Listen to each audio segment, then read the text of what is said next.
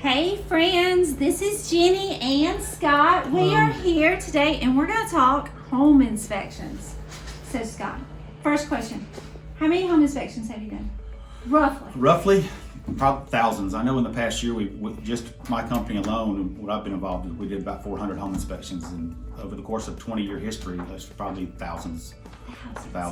So when you think about home inspections, how come y'all miss stuff sometimes? Well, you don't see everything. There's stuff hidden behind walls.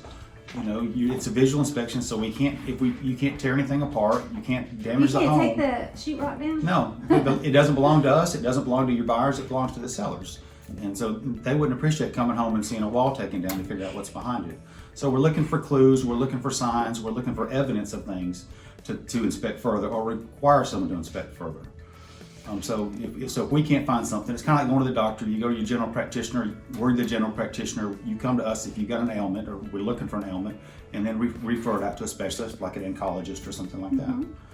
Because that does happen sometimes. Like you'll buy a house and then they'll be like, well, the home inspector missed this, but a lot of times... Hidden defects, you can't see all those things. You're just looking for what you can see or evidence of things that possibly are going on in the home. Now, to me, the hardest type of home to inspect, I would think, although I'm not a home inspector, look, he's already laughing at me. Y'all see that? He's like, she ain't inspected no homes. No, I know where you're going. But when they're vacant, and they've been vacant for like a year or two, what we have found just in buying houses ourselves is those houses sometimes when you start living in them again, more things fail. Yeah, more things fail. Well, a lot of things are going to fail are probably the plumbing systems. Okay. Leaks because they've been dry for a while, or there's no water intrusion coming in places where they've dried out. But the plumbing is the biggest thing. And when we do a vacant house, and that's one thing we really look at when we do with those, is the plumbing. We'll run the plumbing for 10-20 minutes in a home and all the faucets just to make sure that we don't see the leaks and the things that are dried up. But sometimes still. Yeah, it's still hard because like you said, the overuse, you're going to put 100 gallons in a bathtub. Well, we're going to run it for 10 minutes to fill it up and empty it.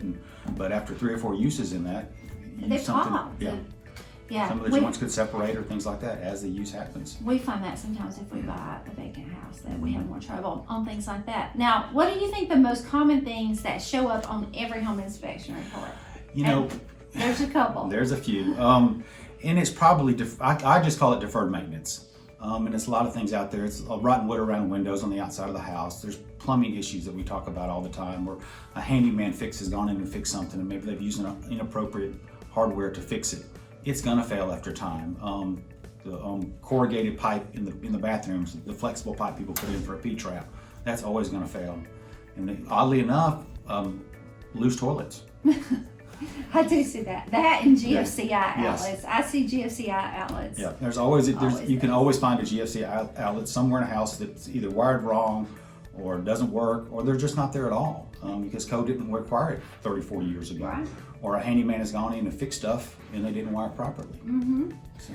Even like the house we were at yesterday, there was missing a GFCI outlet on the porch. Yeah, and it was there, but it didn't trip properly, so it needed to be replaced. Yes. And I was like, oh man, I probably wouldn't even replace it. Most people won't. But it's on the report. My job is to let you know of everything that's going on in the house. Yeah. And that's what we always tell people. If you've never seen a home inspection report, I always say they're usually about 30 or 40 pages long. I mean, you're like knocking out everything. 30, average report is about 35 pages and 150 pictures. Yeah.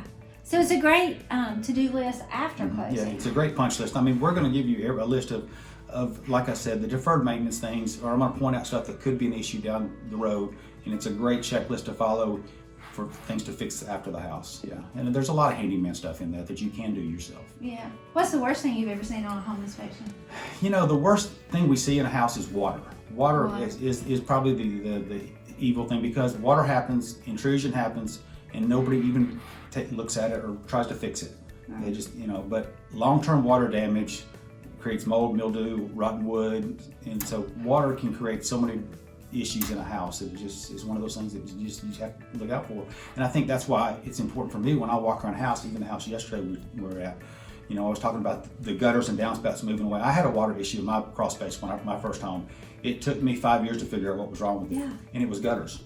Oh yeah. It was Sometimes gutters. it's something easy, Yeah. but But I spent, you you know, try all the hard the stuff. foundation settled a little bit, so I had to, you know, spend several $1,000s to raise that, waterproof the crawl space, put in sump pumps. It was gutters. Yeah. Keep the water from coming in, and you stop all the problems. Yeah. It's really simple. Yeah, gutters, and Yeah. a lot of us. Yeah, Yeah, we it's- had several houses. We never had Yeah. gutters. I had gutters on part of the house and not on one part. I didn't think it was that big of a deal. And it was all about the gutters and downspouts. Once I put those in, all the water problems went away. Could have saved myself a lot of trouble. A lot of money. Yeah. Too. Yeah.